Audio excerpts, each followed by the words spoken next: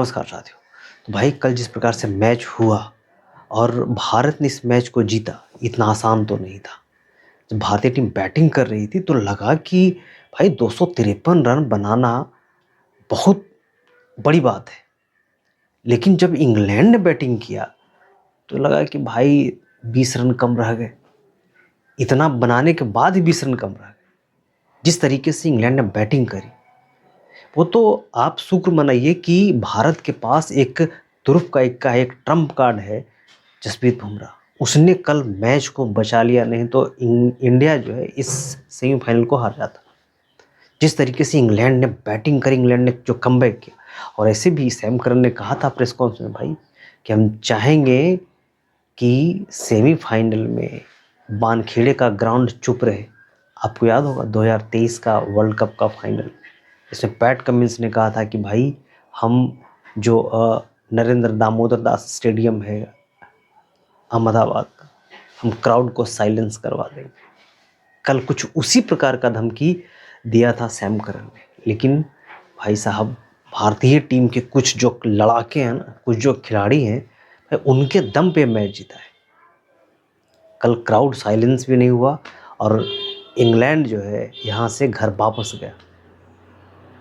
हम एक एक करके इस पे चर्चा करते हैं कि आखिर में वो साइलेंट हीरो कौन है जो आकर के चुपके से काम करके चले गए और इंडिया फाइनल में पहुंच गई है। सबसे पहला नाम आता है संजू सैमसन का। भाई संजू सैमसन ने जिस तरीके से बैटिंग करी, जहां विंडीज को छोड़ा था, वेस्ट इंडीज वाले मैच में जो शतक लगाया था, उसके बाद यहाँ आकर के जो बैटिंग करी, लगा कि बस सेट होके आए हैं और पूरी तरीके से फिट हैं, और यहाँ वहीं शुरू किया बैटिंग और 42 गेंदों में 89 रन की पारी खेली। आप देखिए 7 छक्के और 8 चौके लगाए। वहीं अभिषेक शर्मा को संजू सैमसन बार बार मना कर रहे कि भैया थोड़ा 1 रन ले लो, थोड़ा रोक के खेलो।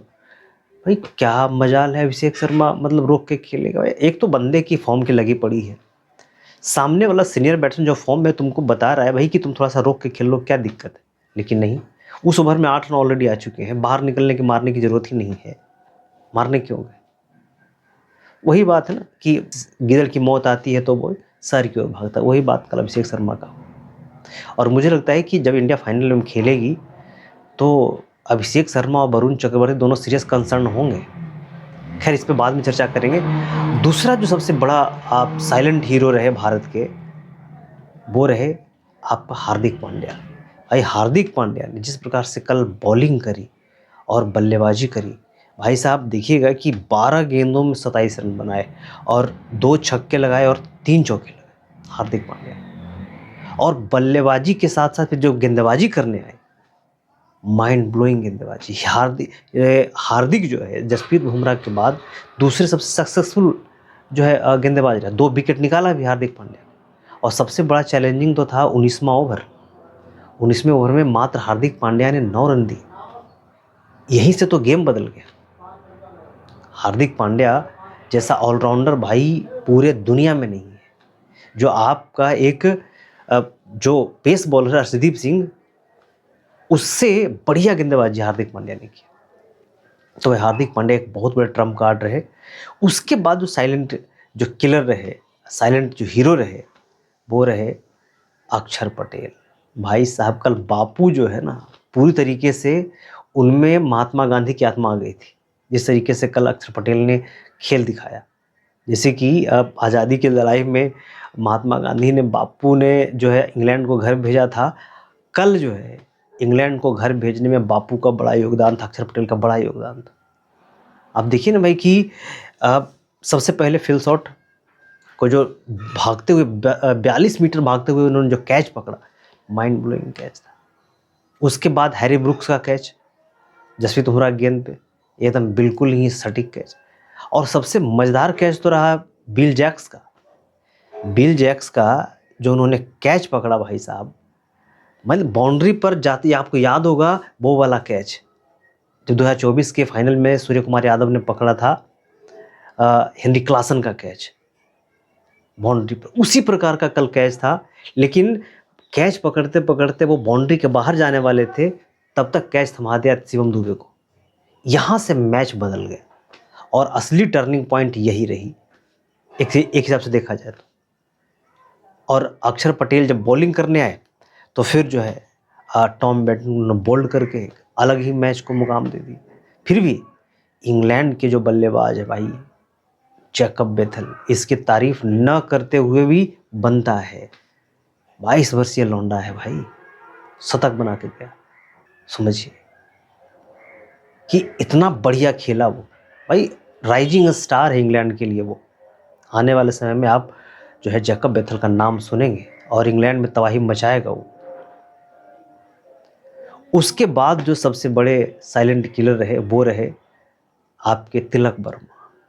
तिलक वर्मा की फील्डिंग बहुत बढ़िया रही और सबसे बड़ी बात है कि 300 के स्ट्राइक रेट से कल उन्होंने बल्लेबाजी करी। उन्होंने 7 गेंदों में 21 रन बनाए, 3 छक्के लगाए। जोफ्रा आर्चर के एक ही ओवर में 3 छक्के कूट दिए, वहीं से तो मैच बदल ही गया। अगर मान लीजिए कि 3 छक्के जोफ्रा आर्चर के नहीं लगते तो इंडिया कल हार जाती। इतना बनता ही नहीं 253। और इस मुकाबले के इस मैच जो हीरो रहे वो रहे जसप्रीत बुमराह। भाई जसप्रीत बुमराह जैसा कोई नहीं, ये तो सब लोग जानते हैं। भारत बहुत ही धनी है, भारत बहुत ही लकी है कि जसप्रीत बुमराह जैसा बॉलर आपके टीम में है।